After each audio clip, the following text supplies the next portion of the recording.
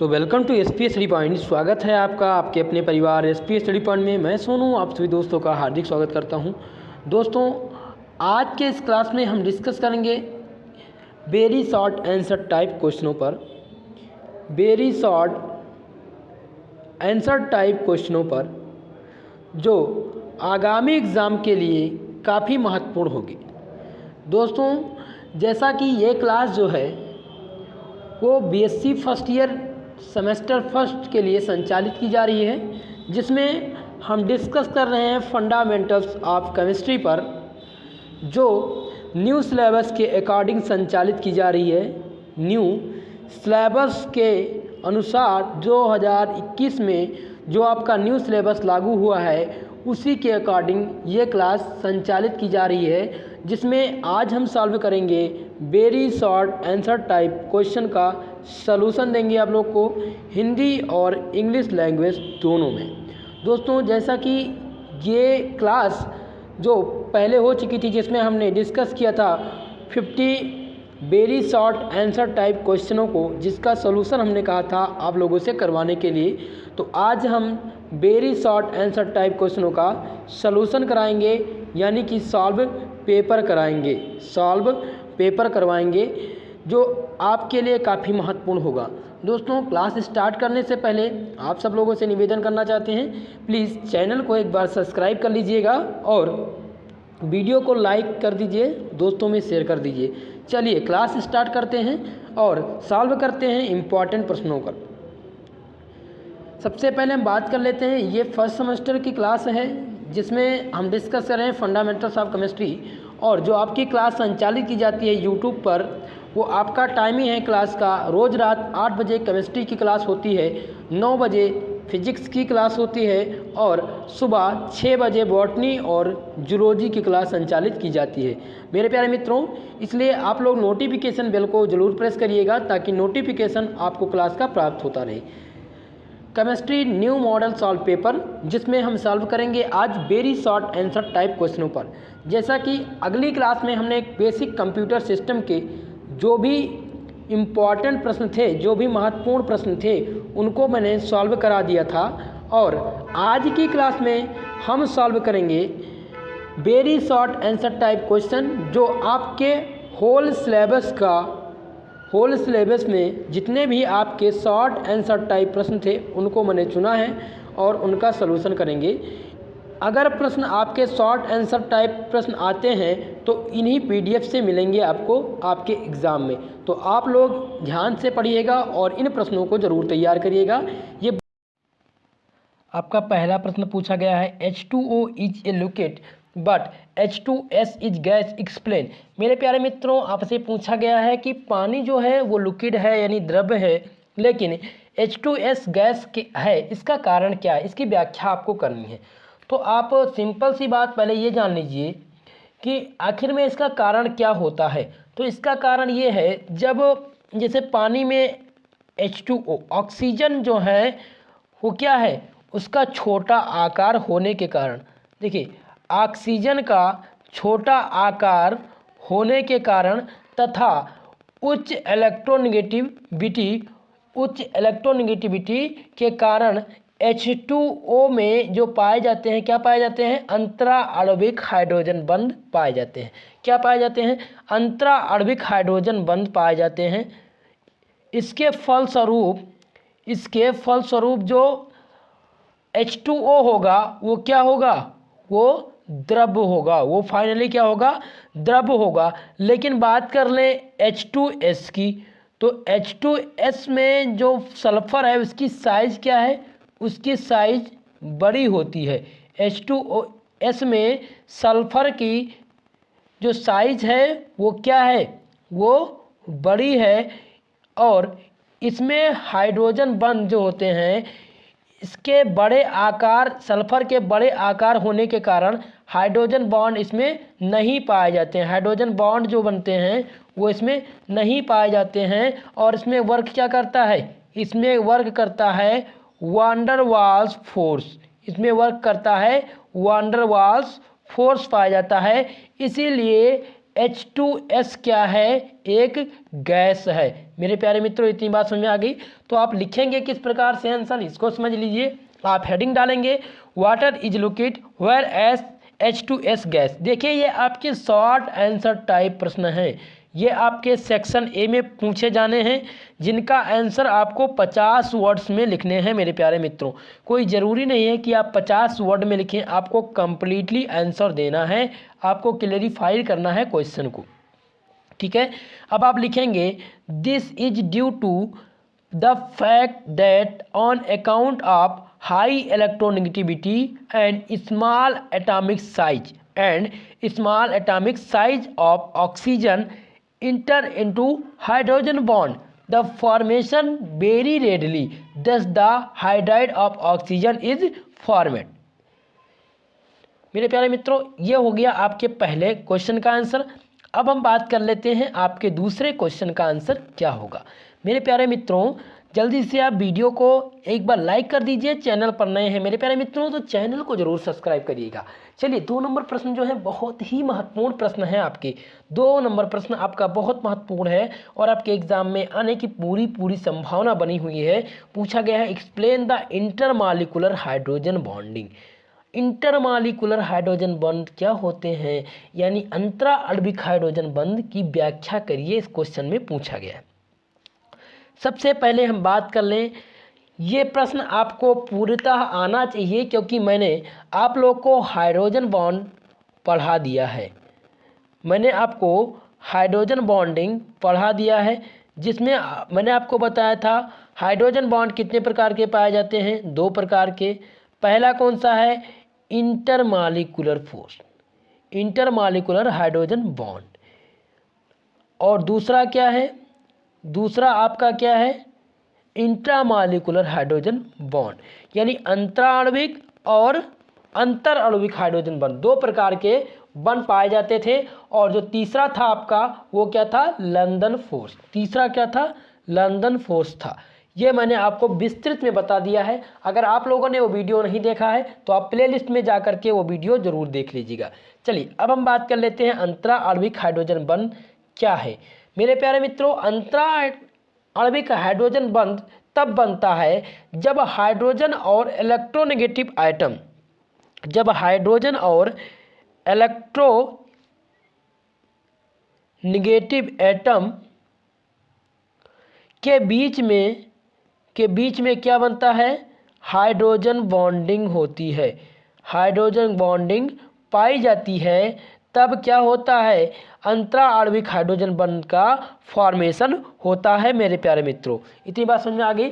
चलिए, आंसर किस प्रकार से लिखेंगे? आप लोग हेडिंग डालेंगे इंटरमॉलिक्यूलर हाइड्रोजन बॉन्ड, लिखेंगे if hydrogen bond is formed between hydrogen and electronegative atom which is a part of different molecule of compound, these types of bond is called intermolecular hydrogen bond। आपको answer writing जो करनी है वो English language में करनी है। देखिए, BSc में आप जब भी जाएंगे कॉलेज, आपके जो प्रोफेसर्स होंगे वो आपको कभी भी हिंदी में लेक्चर नहीं देने वाले, वो आपको इंग्लिश में ही बताएंगे अगर आप गवर्नमेंट कॉलेज से हैं। इसलिए आप जो आप कह रहे हैं ना सर हिंदी और इंग्लिश दोनों बताइए, मेरे प्यारे मित्रों, आप बीए नहीं कर रहे हैं, आप बीएससी कर रहे हैं। जो न्यूटन ने थ्योरी दी है वो इंग्लिश में ही दी है, उसको हिंदी में ट्रांसलेट किया गया है, लेकिन आपको ट्रांसलेट नहीं पढ़ना है, आपको इंग्लिश में ही समझना है। ठीक है मेरे प्यारे मित्रों, इसलिए आप इन सभी क्वेश्चनों को रटकर तैयार करिए। आपका पेपर नज़दीक है और मेहनत करिए ताकि आपका अच्छा नंबर आ सके। अगर आप मैं पीडीएफ जो प्रोवाइड कर रहा हूँ, अगर आप उसको तैयार कर रहे हैं तो आपका 75% मार्क लाने से कोई नहीं रोक सकता, क्योंकि जितने भी प्रश्न बनने हैं उसको मैं तैयार ही करा रहा हूँ। तो प्रश्न आखिर में आएंगे कहाँ से? प्रश्न तो वहीं से आने हैं मेरे प्यारे दोस्तों, तो आप लोग तैयार करिए।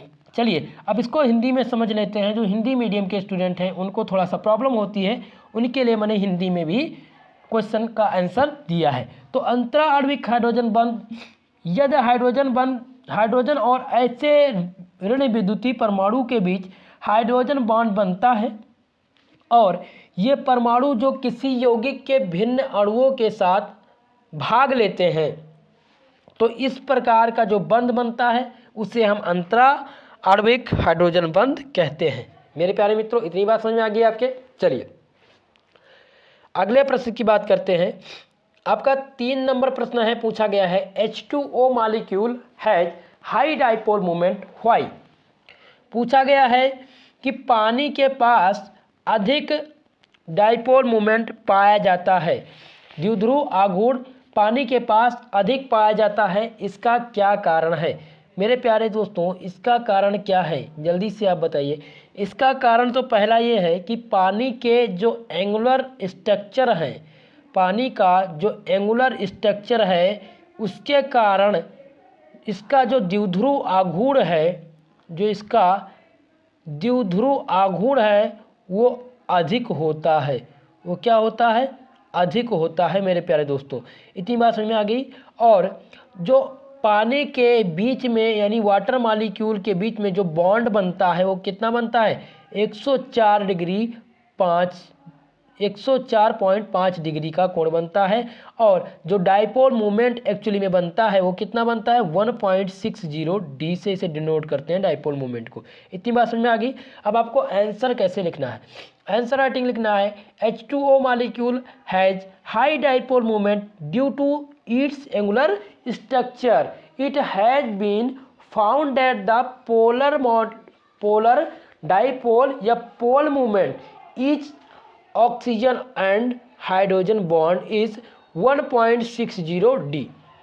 और जो इसमें बॉन्ड एंगल होगा वो कितना पाया जाएगा, 104.5 डिग्री का।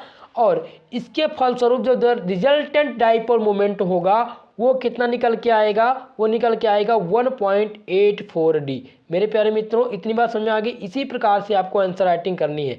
अगर आप आंसर करते हैं इसी प्रकार से, अगर क्वेश्चन आता है तो आपका पूरा नंबर आपको मिलना है। अगला जो प्रश्न है आपका 4 नंबर प्रश्न आपका जो पूछा गया है वो पूछा गया डिफाइन रिजोनेंस एनर्जी। अनुनाद ऊर्जा को परिभाषित कीजिए। आखिर में अनुनाद ऊर्जा क्या होती है, रिजोनेंस एनर्जी क्या है। मेरे प्यारे मित्रों, लिखेंगे आप लोग कि resonance is the mental exercise. Resonance is the mental exercise यानी कि अनुनाद एक मानसिक व्यायाम है within the valence bond theory of bonding that describe the delocalisation of electron within molecule. यानी कि जो बंध के सह संयोजकता बंध सिद्धांत के साथ अणुओं के भीतर इलेक्ट्रॉन का निरूपण करता है, इलेक्ट्रॉन का निरूपण करता है। It's involve constructing multiple Lewis structure that when combine the represent the full electronic structure of molecule. यानी कि इनमें बहुत से प्रकार के लुईस स्ट्रक्चर पाए जाते हैं। क्या पाए जाते हैं, लुईस स्ट्रक्चर पाए जाते हैं जो किसी भी अणु के कंप्लीट संरचना को क्या करते हैं, कंप्लीट संरचना को प्रदर्शित करते हैं। किसकी मदद से, अनुनाद की मदद से। अनुनाद की मदद से कंप्लीट स्ट्रक्चर को प्रदर्शित करते हैं। जैसे कि ओजोन मॉलिक्यूल का जो स्ट्रक्चर बनेगा वो किस प्रकार से बनेगा, वो इस प्रकार से बनेगा। O3 ऑक्सीजन मॉलिक्यूल का जो स्ट्रक्चर बनेगा वो इस प्रकार से बनेगा। आपको पता है हाइड्रोजन यानी कि ऑक्सीजन मॉलिक्यूल के आउटर मोस्ट सब सेल में कितने इलेक्ट्रॉन होते हैं, जल्दी से आप लोग बताइए कितने इलेक्ट्रॉन होते हैं। जल्दी से आप लोग बताइए कमेंट करके कि कितने मतलब ऑक्सीजन के आउटर मोस्ट सब सेल में कितने इलेक्ट्रॉन पाए जाएंगे। चलिए देखिए, जो स्ट्रक्चर आपका बनेगा तो इस प्रकार से बनेगा। और अगर हम ऑक्सीजन का वैसे स्ट्रक्चर बनाएं तो किस प्रकार से बनेगा, इस प्रकार से बन जाएगा। लेकिन इसके कंप्लीट गुण की व्याख्या नहीं हो पाती। इसीलिए अनुनाद के कारण जो इसके विभिन्न लुईस स्ट्रक्चर जो होते हैं उनकी व्याख्या कंप्लीटली हो जाती है इसके द्वारा। मेरे प्यारे मित्रों, इस प्रकार से इसका स्ट्रक्चर बनेगा। चलिए हिंदी में समझ लेते हैं कि आखिर में अनुनाद ऊर्जा क्या है। तो अनुनाद क्या है, अनुनाद एक मानसिक व्यायाम है जो बंध के संयोजकता बंध यानी बैलेंस बॉन्ड थ्योरी के साथ अणुओं के भीतर इलेक्ट्रॉन का निरूपण करता है, जिनमें लुईस संरचना के बहुत सारे निर्माण क्या होते हैं, शामिल होते हैं। मेरे प्यारे मित्रों, जब वह जितने भी लुईस स्ट्रक्चर होते हैं आपस में जुड़ते हैं तथा अणुओं के संपूर्ण इलेक्ट्रॉनिक संरचना को प्रदर्शित करते हैं। जब वे आपस में जुड़ जाते हैं तब क्या करते हैं, अणुओं के कंप्लीट संरचना को प्रदर्शित करते हैं।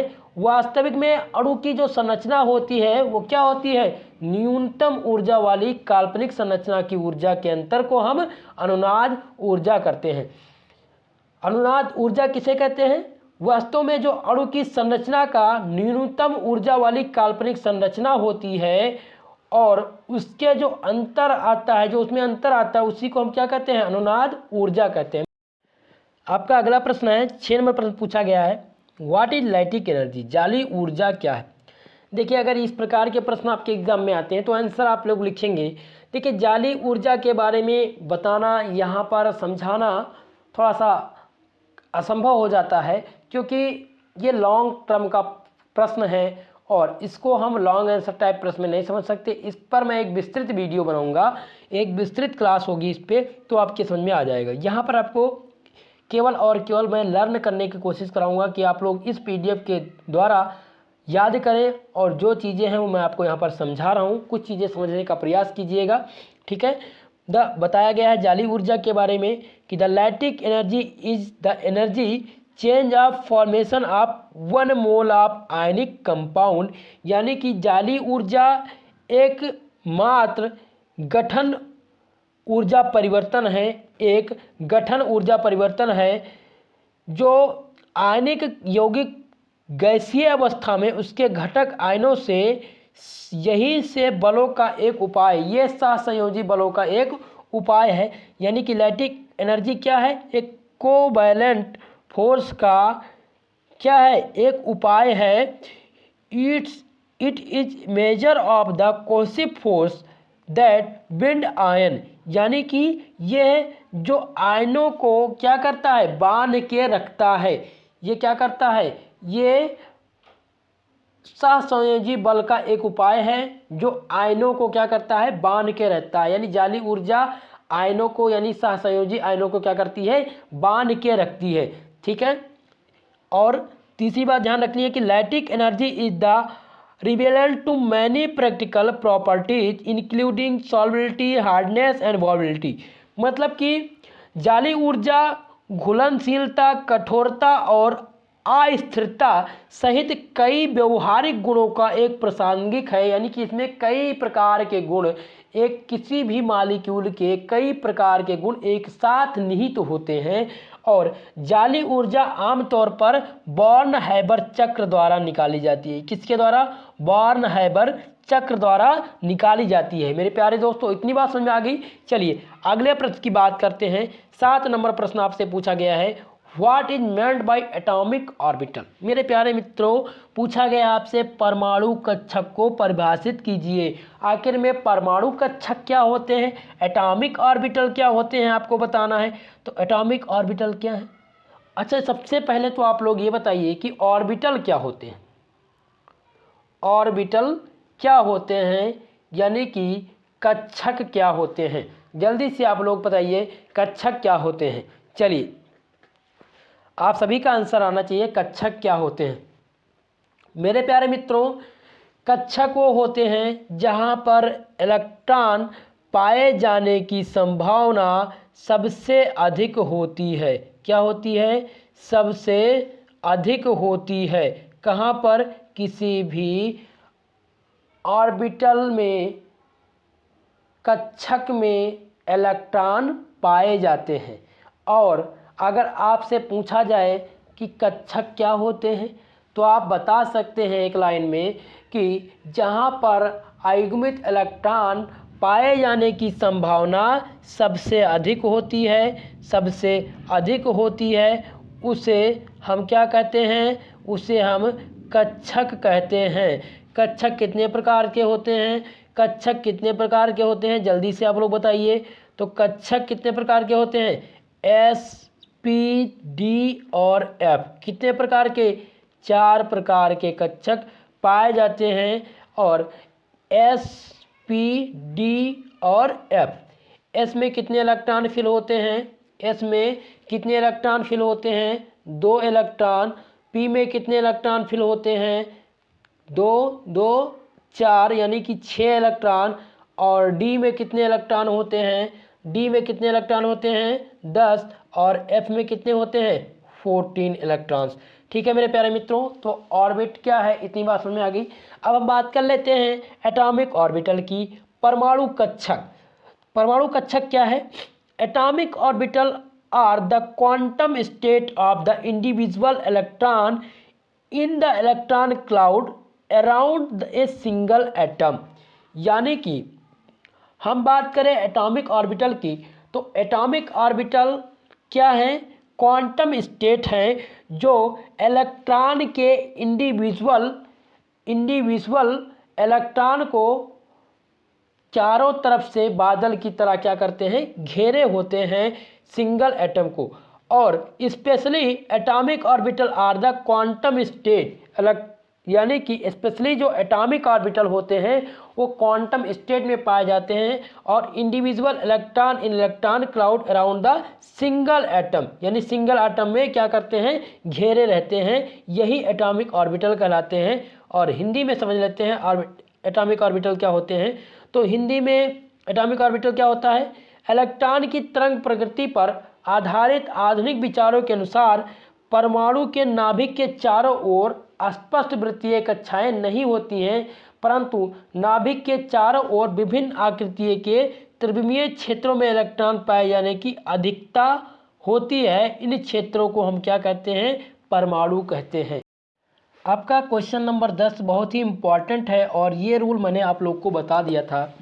पूछा गया what is N+L rule. N+L नियम क्या है? मेरे प्यारे मित्रों, ये मैंने अबाउट प्रिंसिपल जिस दिन बताया था आपको, वहाँ पर मैंने समझा दिया था। तो आप लोग प्रीवियस क्लास का रिवीजन ज़रूर कर लीजिएगा, काफ़ी समझ में आप लोग को आ जाएगा। काफ़ी इंपॉर्टेंट टॉपिक का मैंने डिस्कशन किया था। ठीक है, तो N+L रूल क्या है इसको समझ लेते हैं। भैया N+L रूल की मदद से हम किसी भी ऑर्बिटल की एनर्जी को फाइंड करते हैं। किसी भी ऑर्बिटल की एनर्जी को हम फाइंड करते हैं। क्या करते हैं? एनर्जी को हम फाइंड करते हैं किसी भी ऑर्बिटल की।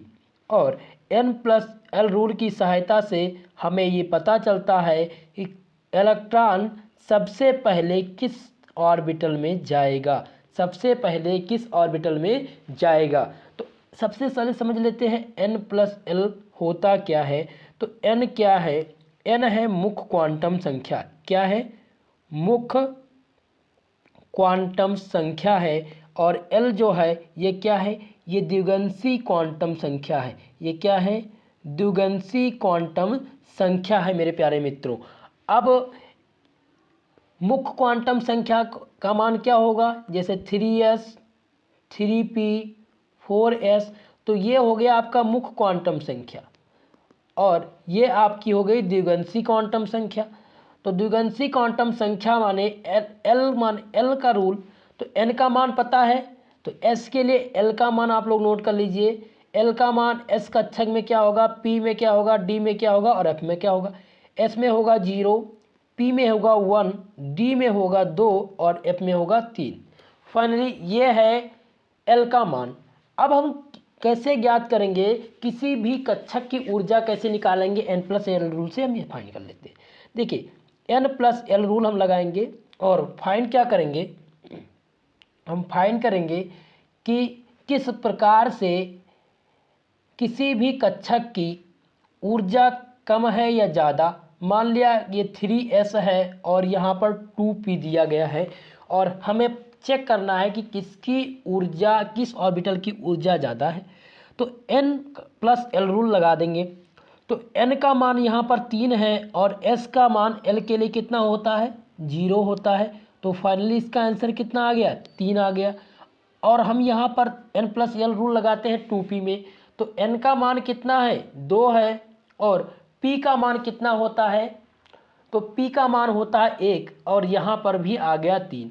अब जब ये कंडीशन आ जाए, जब दोनों का मान सेम आ जाए, तो जिसके मुख्य क्वांटम संख्या का मान न्यूनतम होगा वो पहले उपकोष में जाएगा, यानी कि वो पहले उसी ऑर्बिटल में सबसे पहले इलेक्ट्रॉन जाएंगे। तो यहाँ पर p का मान n का मान जो है p में सबसे कम है यानी 2 है, तो यानी कि सबसे पहले जो इलेक्ट्रॉन फिल होगा वो 2p में होगा, फिर 3s में होगा। मेरे प्यारे मित्रों इतनी बात समझ में आ गई। एक एग्जाम्पल और ले लेते हैं। मान लिया 2s दिया हुआ है और 3p दिया गया है। अब इसमें आपको चेक करना है कि किसकी एनर्जी ज़्यादा है और किस ऑर्बिटल में सबसे पहले इलेक्ट्रॉन फिल होंगे। तो किसी भी इलेक्ट्रॉन को सबसे पहले किस उपकोष में जाएगा, इसको हम चेक करने के लिए n+l रूल लगाते हैं। अब हम फाइनली चेक करते हैं कि n+l रूल में सबसे पहले किस उपकोष में इलेक्ट्रॉन फिल होंगे। तो 2s में n+l रूल लगा देते हैं। तो n का मान क्या होगा 2 होगा और s के लिए l का मान 0 होगा, तो कितना आ जाएगा 2 आ जाएगा। 3p की बात करते हैं तो n का मान कितना है 3 है और p का मान क्या होता है, p का मान होता है 1, तो यहाँ पर कितना आ जाएगा 4 आ जाएगा। यानी कि सबसे कम ऊर्जा किसकी है, 2s ऑर्बिटल की ऊर्जा सबसे कम है और 3p की ज़्यादा है, यानी कि सबसे पहले जो इलेक्ट्रॉन फिलिंग होगी वो 2s में होगी। इतनी बात समझ में आ गई, तो आप लोग समझ गए होंगे कि n+l रूल क्या है। चलिए अब समझ लेते हैं कि n+l रूल क्या होता है। इतनी बात समझ में आ गई आपके, मुझे लगता है कि अब आप लोग n+l रूल से सहमत हो गए होंगे और इलेक्ट्रॉन फिल करने कैसे फिल होना है ये सारी बातें आपको समझ में आ गई होगी। The energy of N orbital is determined by quantum number n and l with the help of importance rule is known as n+l rule or Bohr-Waite rules. According to this rule यानी कि इस नियम के अनुसार electron उस उपकोष में n+l rule के अनुसार कोई भी इलेक्ट्रॉन उस उपकोष में सबसे पहले प्रवेश करेगा जिनके लिए n+l का मान कम होगा। कितनी बात समझ में आ गई। दूसरी बात, दूसरा इनका नियम क्या है, दूसरा रूल ये है कि यदि दो उपकोष में n+l का मान बराबर आता है तो इलेक्ट्रॉन सबसे पहले उस उपकोष में प्रवेश करेगा जिनके लिए n का मान क्या होगा, n का मान कम होगा, जिसके लिए n का मान क्या होगा मेरे प्यारे मित्रों, कम होगा। इतनी बात समझ में आ गई आपके। चलिए अब हम बात करते हैं आपके अगले प्रश्न की। क्वेश्चन नंबर 11 पूछा गया है आपसे। क्वेश्चन नंबर 11 क्या पूछा गया है, पूछा गया defined van der Waals radius. Van der Waal radius क्या है आपको डिफाइन करना है, आपको बताना है। आंसर क्या लिखेंगे, it is defined as 1/2 of the distance between the nuclei of 2 additional atom molecule and element in the solid state.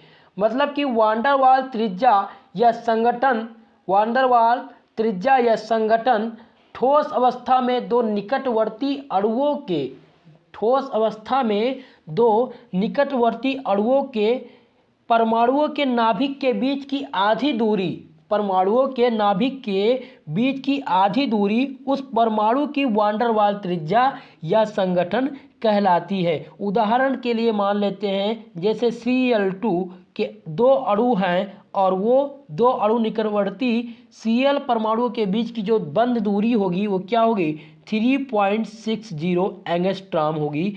इसलिए Cl परमाणु की जो वांडर वाल त्रिज्या है वो कितनी होगी, वो होगी 1.80 एंगस्ट्रॉम। मेरे प्यारे मित्रों इतनी बात समझ में आ गई आपके, इतनी बात समझ में आ गई आपके। और किसी भी तत्व की वांडर वाल त्रिज्या उसकी कोवैलेंट त्रिज्या से क्या होती है, अधिक होती है। चलिए अगले प्रश्न की बात करते हैं। आपका पूछा गया है क्वेश्चन नंबर 12 बॉन्ड लेंथ, बंध लंबाई क्या है। तो बंध लंबाई क्या है, बात कर लेते हैं। Covalent bond is formed between two atoms by the overlapping of atomic orbital, यानी कि दो परमाणुओं के बीच सहसंयोजक बंध परमाणुीय कक्षक के अतिव्यापन से बनता है, यानी ओवरलैपिंग से बनता है। कोवैलेंट बॉन्ड कब बनता है? कोवैलेंट बॉन्ड कब बनता है? दो परमाणुओं के बीच सहसंयोजक बंध के परमाणुीय कक्षक के अतिव्यापन से बनता है क्या? Covalent bond. और this overlapping of atomic orbital take place a certain distance between two atoms, यानी कि यह जो ओवरलैपिंग होगी वो कहाँ पे होगी? दो परमाणुओं के बीच में होगी, और उनका जो ओवरलैपिंग होगा वो एक निश्चित दूरी पे होगा।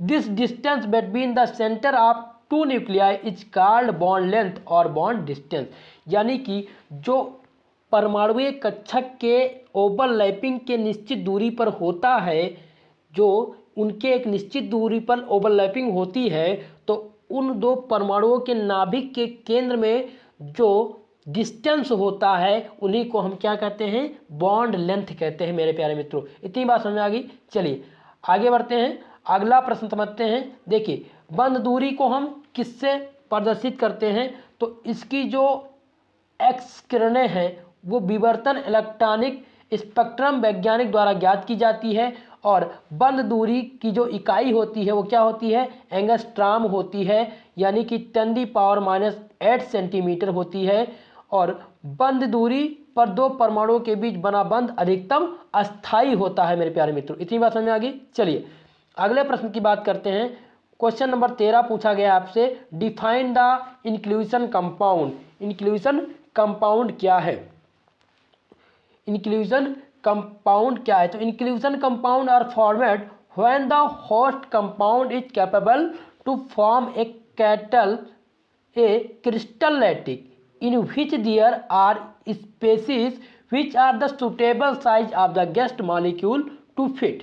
There is no bonding between compound acting as the host and guest to the van der Waals force, यानी कि जो इंक्लूजन कंपाउंड होते हैं वो van der Waals फोर्स बल द्वारा बने होते हैं, और इनमें किसी भी प्रकार के क्रिस्टल लैटिस का उपयोग नहीं होता है, और ये जो होते हैं वो सुटेबल साइज के गेस्ट मॉलिक्यूल होते हैं, जिनमें कोई भी बॉन्डिंग नहीं बनती है किसके बिटवीन, यानी किसी भी कंपाउंड के बीच में।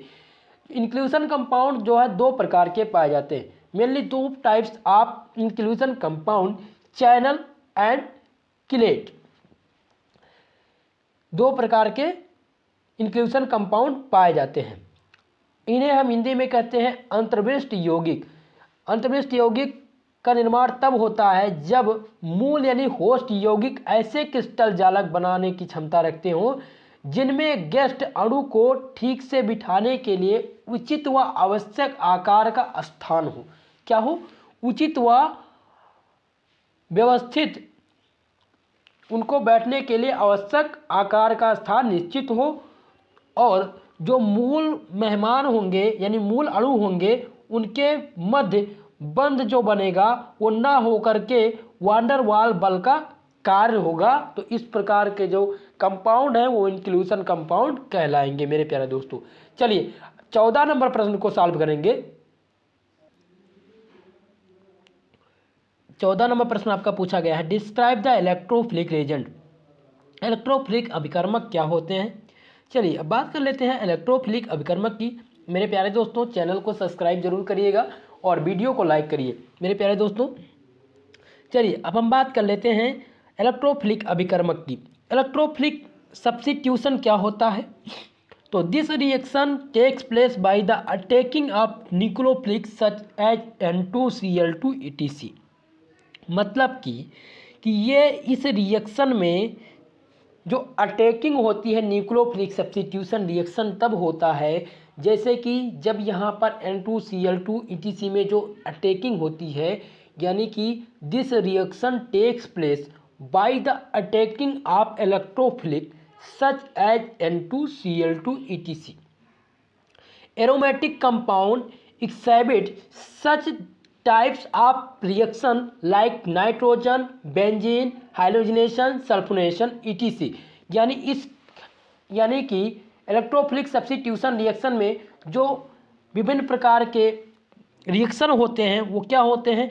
एरोमेटिक कंपाउंड में ज़्यादातर इलेक्ट्रोफिलिक सब्स्टिट्यूशन रिएक्शन होता है और ये रिएक्शन N2Cl2 पे जो अटैकिंग होता है उनके कारण होता है। इस प्रक्रिया में नाइट्रोजन ऑफ बेंजीन नाइट्रीकरण होता है, हैलोजिनेशन होता है और सल्फोनेशन होता है। हिंदी में आपको समझाते हैं, काफ़ी समझ में आएगा आपको, ठीक है। यानी इलेक्ट्रोफिलिक प्रतिस्थापन रिएक्शन क्या होते हैं, तो इस क्रिया में जो इलेक्ट्रोफिलिक होते हैं जैसे N2Cl2 आदि के आक्रमण द्वारा होती है, यानी इनके आक्रमण द्वारा इलेक्ट्रोफिलिक रिएक्शन होता है तथा एरोमेटिक यौगिक पर इसी प्रकार की अभिक्रिया क्या होती है, प्रदर्शित होती हैं, जैसे बेंजीन का नाइट्रीकरण, हैलोजनीकरण, सल्फोनेशनीकरण, इतने प्रकार की यही सब प्रक्रिया जो है वो इलेक्ट्रोफिलिक सब्स्टिट्यूशन रिएक्शन कहलाती है। इतनी बात समझ में आ गई। चलिए अब हम बात करते हैं 15 नंबर प्रश्न की, और पूछा गया what is aryne and benzyne. Aryne and benzyne क्या है, तो एरीन एंड बेंजीन क्या है। Arene and benzene it is an aromatic intermediate, यानी कि ये एक एरोमेटिक यौगिक हैं। It has the carbon carbon triple bond similarly to acetylene, यानी इनके पास जो कार्बन कार्बन ट्रिपल बॉन्ड होते हैं सिमिलरली जैसे कि एसिटिलीन के पास। Its carbon carbon triple bond has 2 pi bond, यानी इनके जो कार्बन कार्बन ट्रिपल बॉन्ड में होते हैं जो 2 पाई बॉन्ड पाए जाते हैं।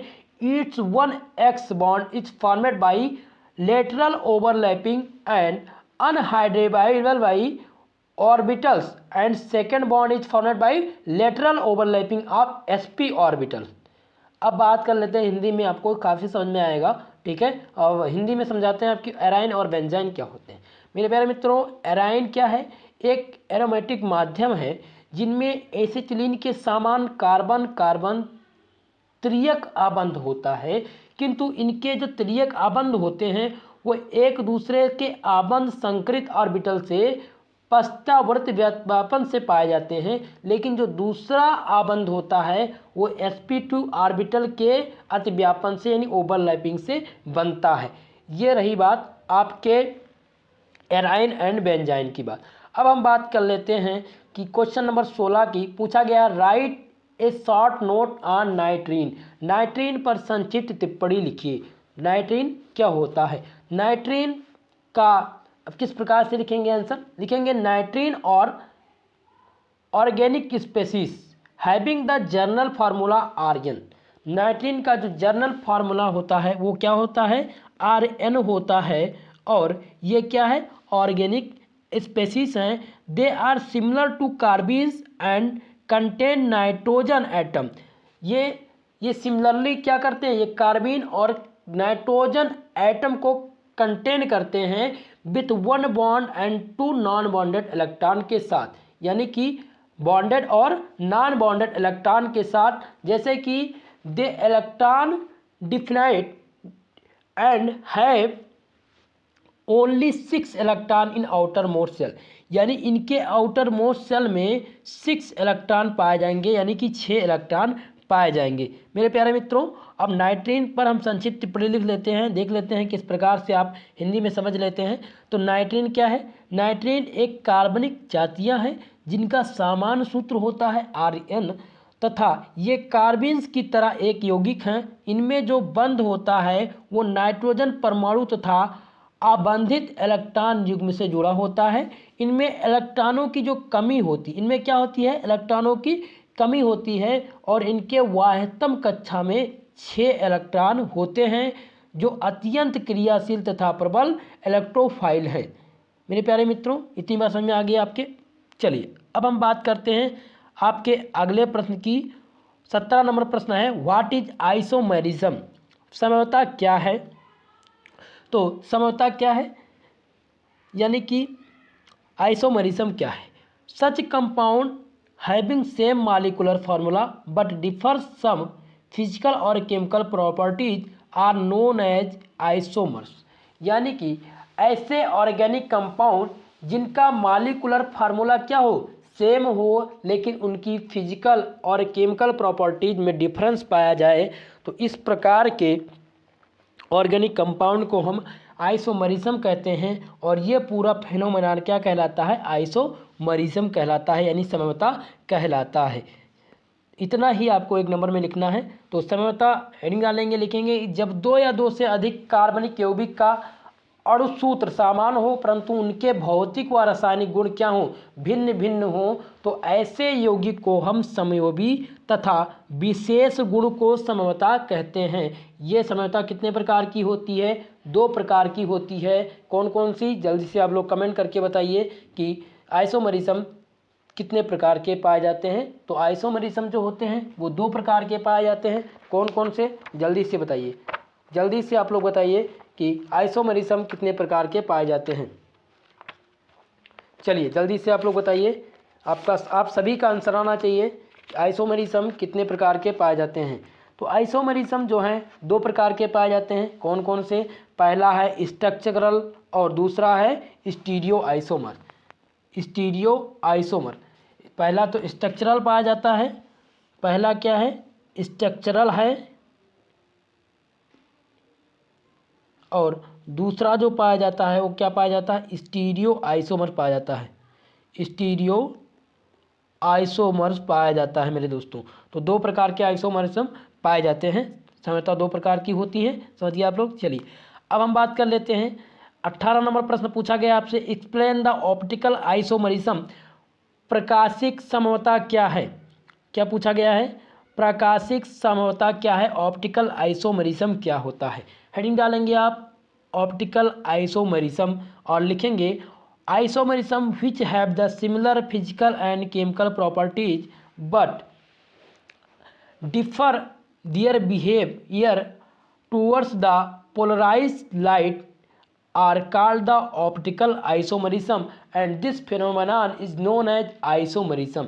ऐसे आइसोमर जिनके पास फिजिकल और केमिकल प्रॉपर्टीज तो सेम हों लेकिन जो उनके बिहेवियर हों उनमें पोलराइजेशन में क्या हो, डिफरेंस पाया जाए, तो ऐसे आइसोमरिज्म क्या कहलाते हैं, ऑप्टिकल आइसोमरिज्म कहलाते हैं। लेकिन जो उनकी पोलराइजिंग होती है, पोलराइजिंग लाइट होती है, उनमें बिहेवियर जो है वो डिफरेंस पाया जाए, तो ऐसे आइसोमरिज्म क्या कहलाते हैं, ऑप्टिकल आइसोमरिज्म कहलाते हैं। और ये फेनोमेनन जो है वो क्या कहलाता है, ऑप्टिकल आइसोमरिज्म कहलाता है।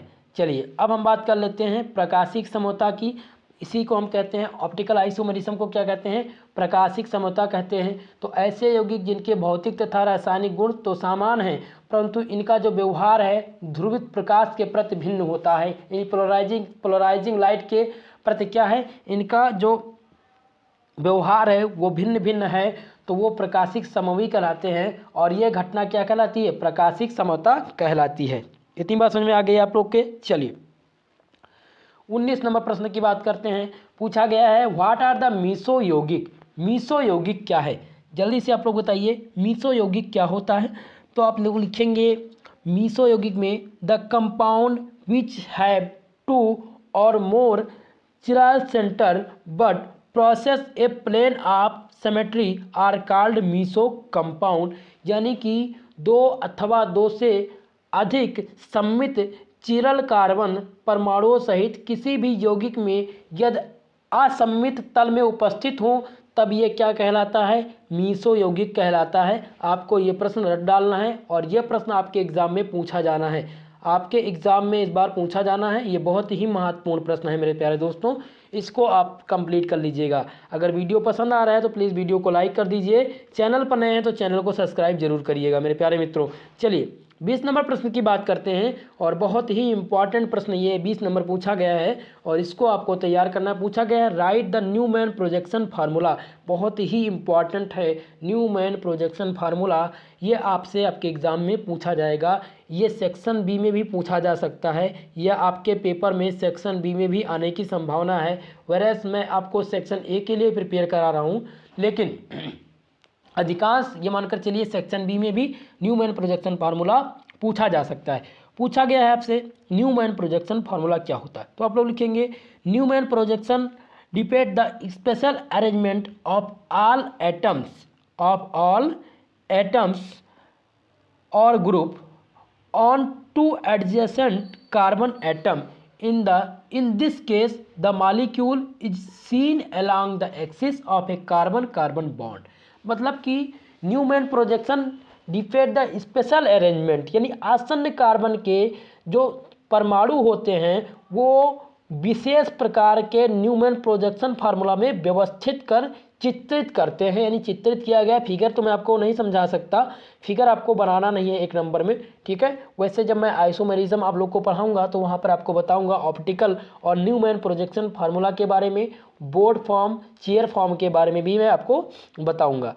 चलिए और समझते हैं कि क्या है। देखिए इस केस में होता क्या है, आसन्न कार्बन के सभी परमाणु या समूह को विशेष प्रकार से न्यूमैन प्रोजेक्शन में व्यवस्थित कर चित्रित किया गया है, यानी कि इसमें जो कार्बन अणु होते हैं, कार्बन कार्बन बंद होते हैं, वो अक्ष के अनुदिश होते हैं। आगे के जो कार्बन परमाणु हैं वो डॉट के द्वारा प्रदर्शित किए जाते हैं, वो डॉट डॉट लाइन द्वारा प्रदर्शित करते हैं, तथा पीछे की वो जो कार्बन परमाणु होते हैं उनको गोलाकार रूप से प्रदर्शित करते हैं, ठीक है। तो ये न्यूमैन प्रोजेक्शन फार्मूला कहलाता है।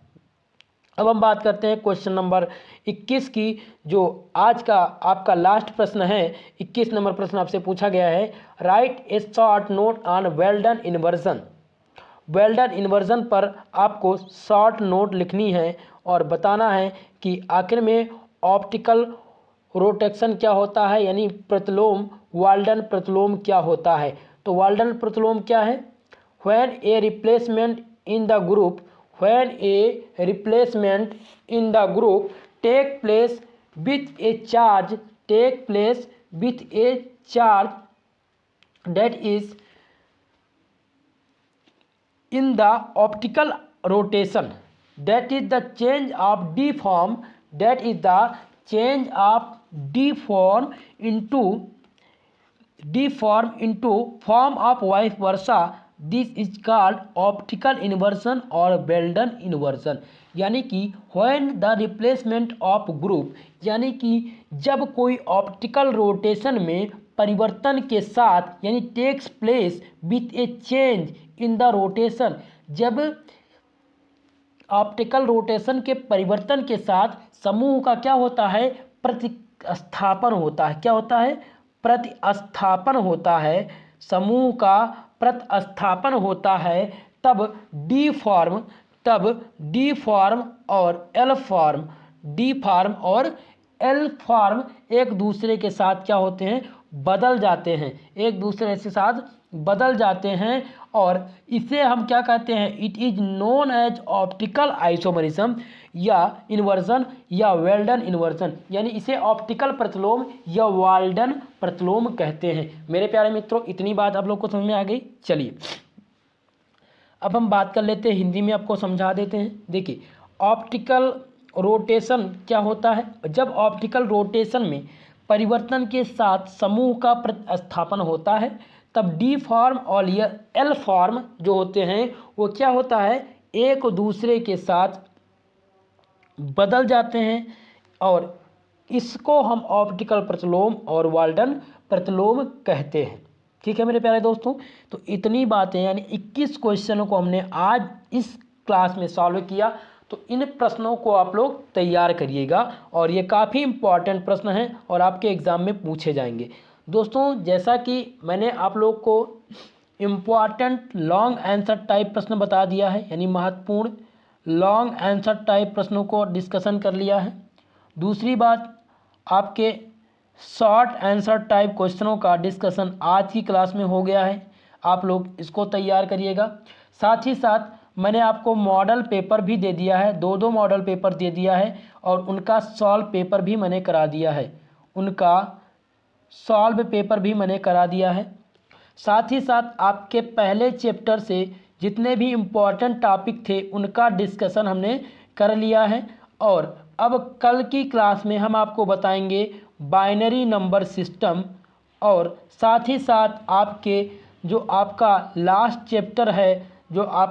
चैप्टर है क्या है, मैथमेटिकल कॉन्सेप्ट ऑफ केमिस्ट्री, उस पर मैं डिस्कशन करूंगा और उसमें जो इम्पॉर्टेंट क्वेश्चन हैं, आपको महत्वपूर्ण प्रश्न हैं, उनका सलूशन आप लोग को करा दूंगा, उनका पीडीएफ आप लोग को प्रोवाइड करा दूंगा। दोस्तों इसका जो पीडीएफ है वो टेलीग्राम चैनल पर आपको प्रोवाइड हो जाएगा, जिसका लिंक आपको डिस्क्रिप्शन बॉक्स में मिल जाएगा। आप जा कर के वहाँ से ज्वाइन कर सकते हैं, या आप चैनल पर सर्च करते हैं एसपी स्टडी चैनल फर्स्ट और आप वहां से भी ज्वाइन हो सकते हैं टेलीग्राम पर। मेरे प्यारे दोस्तों, आज की क्लास में हमने 21 प्रश्नों को चुना था और उनका क्वेश्चन आंसर मैंने हिंदी और इंग्लिश दोनों लैंग्वेज में कराया। मेरे प्यारे दोस्तों, आप लोग को अगर वीडियो पसंद आया है तो वीडियो को एक बार लाइक कर दीजिएगा और चैनल पर नए हैं अगर तो चैनल को सब्सक्राइब जरूर करिएगा। साथ ही साथ बेल आइकन को जरूर प्रेस करिए ताकि नोटिफिकेशन लाइव क्लास का आप तक प्राप्त होता रहे। मेरे प्यारे दोस्तों, डेली आप टाइम से लाइव आ जाया करिए और इसका पीडीएफ मैं आपको टेलीग्राम चैनल पर क्लास के बाद प्रोवाइड करा दूंगा। ठीक है मित्रों, आज के लिए बस इतना ही, मिलते हैं अगली क्लास में, तब तक के लिए जय हिंद।